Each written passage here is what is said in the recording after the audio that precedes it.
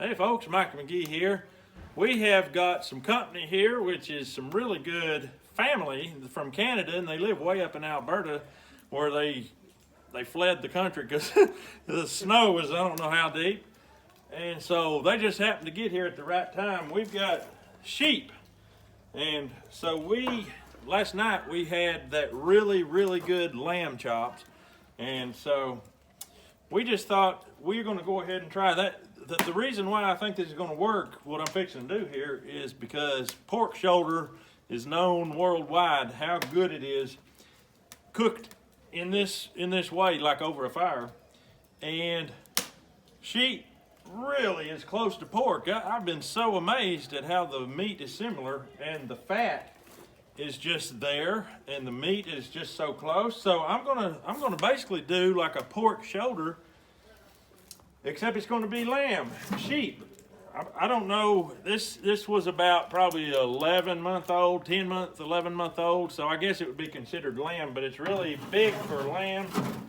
But I'm just going to knock this fire down to where I can get this. And what I'm going to do, I'm going to salt this shoulder really heavy with salt, and then I'm just going to lay it right over that fire and let it sear.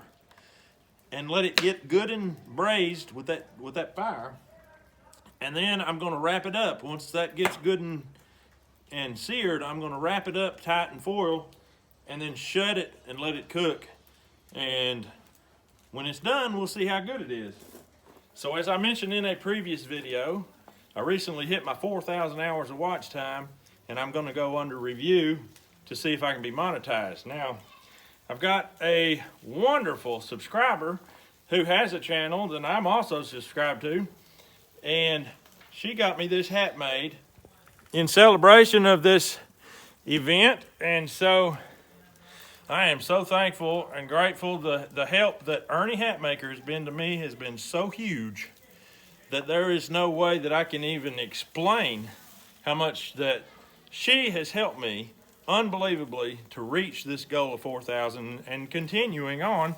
Last I checked, I had almost 4,200 hours watched, and that's saying a lot. And I don't only I owe her, but I owe you as a viewer as well. Thank you very much. Now I'm going to put a link at the end of the descriptions of this video. I'm going to put a link to her channel. I want you to go subscribe to that lady. She is awesome. She helps people so much. I'm gonna flip this meat right quick. My brother-in-law from Canada, and I'm gonna show you something right here. This is Edwin. This is clover seed that he grew up in Alberta, Canada. Believe it or not, he is like you guys. He watches my channel. And so I'm thankful that I got family that will actually watch it. But he grows cover crop seeds. And so not only clover, but other things. But he just brought 35,000 pounds down from Alberta. That's quite a little bit. I've never even seen that many seeds. I don't even know what that would look like, but according to him, it all fit in a semi-trailer, so. Oh, there's 240,000 seeds in a pound. 240,000 seeds in a pound? Do the math. I can't do the math. Wow. So he's brought me this clover. He knows I've planted this clover in the past, had really good success with it, so he's brought me a bag of it. And I really appreciate that. He married my sister, and that has worked out really well for him because now he can come here and eat, occasionally once a year or so. I'm going to let him talk a little bit about how he grows his crops because I know he doesn't grow with the nasty pesticides and all that. So, Edwin, what would you like to tell these people about how you do your farming?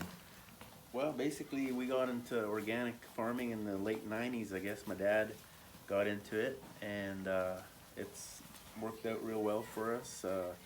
We grow a lot of cover crop seeds, clover, alfalfa, and cereal crops, wheat, oats, barley, and yellow peas, and yeah. How many acres?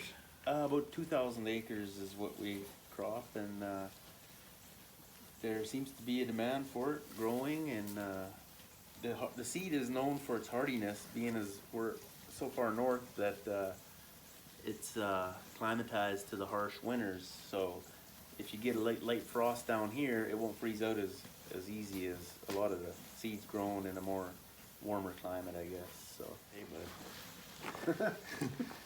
You want to be in the movie? This is his buddy right here. This is his boy. Uh-huh. Darius. This would be my nephew. So, Edwin, why would you, what's the purpose? Why do you want to grow things organically? Why do you choose to do it the hard way? Well, basically, I mean, it used to not be as bad with the chemicals and pesticides and stuff back in the day, but I was actually at a meeting here just a few weeks ago, and there was a grain buyer that came by and said that a lot of countries buying grain from Canada, like milling wheat and oats, they're really starting to test for traces of chemicals because of the it's called a post or a pre-harvest roundup, where they spray the crop right before harvest, and it's being applied too early, which causes the chemical to go into the seed of the grain, which is showing up in flour and I guess baked goods that you're buying at the store. So there's big companies now that aren't buying any crops anymore that have been applied with this chemical. Is it glyphosate or Roundup? Glyphosate, yeah. Glyphosate? It kind of gets the worst name, I guess, but yeah, there is even worse, more bad chemicals.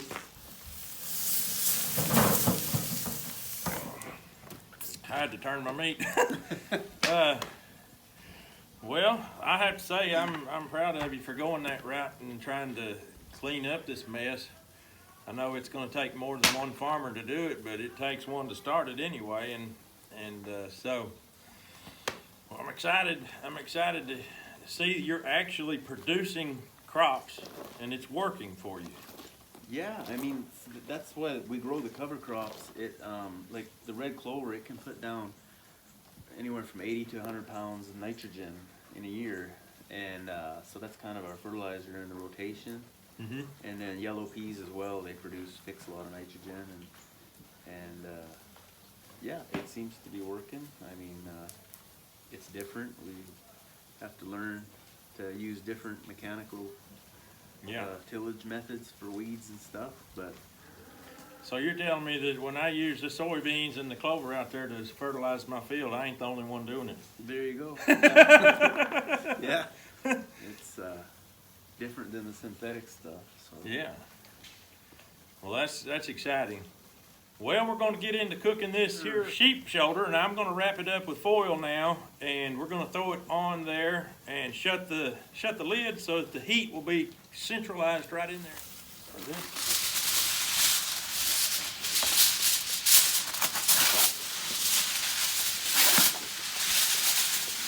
We're going to do 3 layers. I'm going to take it right off the fire.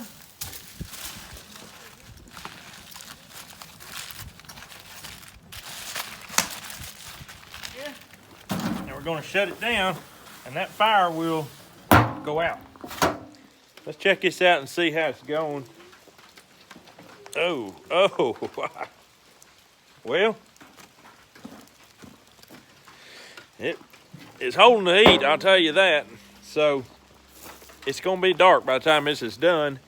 So what I'm going to do is, when it comes out, we'll take it in the house, have enough lights hopefully in there to show you what it tastes like. All right, guys, it's time to try some sheep meat. We have been cutting this off the bone, and I am amazed in the amount of time that it cooked that it is that tender, and it just came right off the bone clean. And so we're gonna try this out. Who wants to try some sheep meat? Everybody grab your little piece and we'll just try it out. It's a little bit greasy, but finger foods should be a little greasy. Woo! What do you think, guys? It's salty. We smoked it with cherry wood. Cherry wood is really good for cooking with. Great flavor. What do you think? Good. What does it taste like? Chicken? No, it don't taste like chicken. What do you? It tastes like the What? food that night. Stuff we ate that night? The lamb chop. Tastes like the lamb chops. Well, it kind of does. It is lamb. Well, that's what we're going to be eating tonight. We're just doing a little taste test for y'all. Now, I can tell you right now, if you get a chance to do this, you want to do this. If you don't ever cook anything else that I have recommended, cook this. You will love it. So, it is good. It got approval from somebody from way up north, and they know what good food is. We're going to eat this together as a family, just like food should be eaten, not sitting in every room in front of a TV. So you guys have a great day. We'll see you on the next video.